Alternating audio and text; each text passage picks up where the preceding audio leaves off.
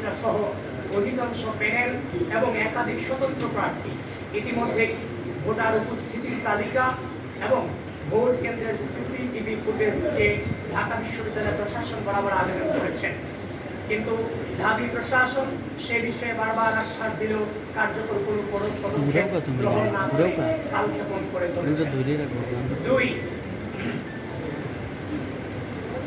2019 সালের সর্বশেষ ডাকসু হল সংসদ নির্বাচনে ব্যালট পেপারে ক্রমিক নং না থাকায় ছাত্রলীগ নীরবে ভোট কারচুপির সুযোগ তৈরি করতে পেরেছিল, কিন্তু দুঃখজনকভাবে এবারের নির্বাচনে ব্যবহৃত ব্যালট পেপারেও কোনো ক্রমিক নম্বর ছিল না।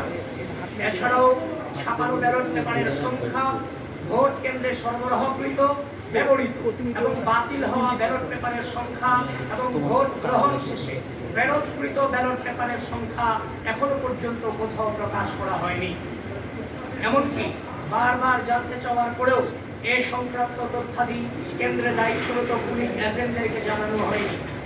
ফলাফল প্রকাশের পর উল্লেখিত অভিযোগগুলো নিয়মানুসারে চিফ রিটার্নিং অফিসার বরাবর দায়ের করতে গেলে তিনি এসব বিষয়ে ঢাবি প্রশাসনের সাথে যোগাযোগের পরামর্শ দেন। পরবর্তীতে ব্যালট পেপার সংক্রান্ত ইস্যুতে একাধিক প্রার্থী ও পুলিং এজেন্ট কর্তৃক যথাযথ প্রক্রিয়া অনুসারে অভিযোগ দায়ের করার পরও ঢাবি প্রশাসন তদন্তের মাধ্যমে প্রয়োজনীয় ব্যবস্থা গ্রহণ না করে নানা অজুহাতে কালক্ষেপণ করে চলেছেন। প্রিয় সাংবাদিক বন্ধুগণ, আমরা তাদেরকে যথেষ্ট সময় দিয়েছি, আমরা তাদের কাছ থেকে সময় নিয়েছি, এর প্রক্রিয়ার মধ্য দিয়ে কিন্তু সময় নিয়েই আপনাদের সামনে উপস্থিত হয়েছি।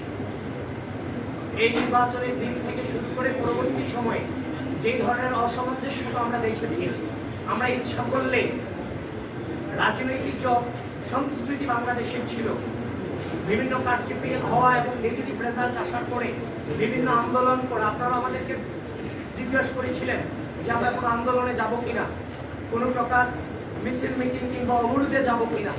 আমরা বলেছি আমরা প্রক্রিয়া অনুসরণ করে আমরা সামনে এগোচ্ছি, অতি দ্রুতই আপনারা আমাদের অবস্থান সম্পর্কে জানতে পারবেন।